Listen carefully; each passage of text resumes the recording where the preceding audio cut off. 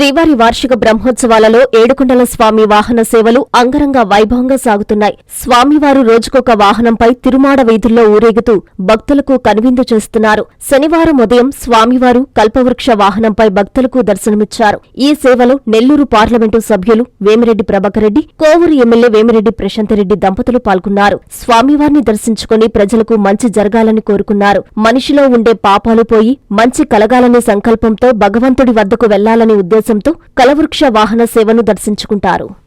మహిళలకు ప్రత్యేక వస్త్రాలయం మీ కాంచీపురం కంచి కామాక్షిలో దసరా దీపావళి సంబరాలు.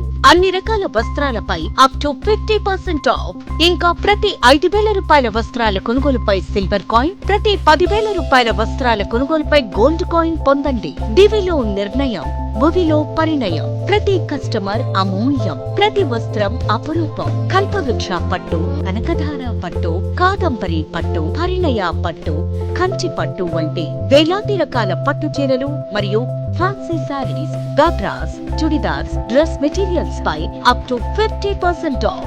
మీ ఇంట వివాహ వేడుకలకు కావలసిన పట్టు చీరలు, పెట్టుబడి చీరలకు ఇది సరైన సమయం. విచ్చేయండి కాంచీపురం కంచి కామాక్షి మహిళలకు ప్రత్యేక వస్త్రాలయం, మాగుంట లేఅవుట్, నెల్లూరు.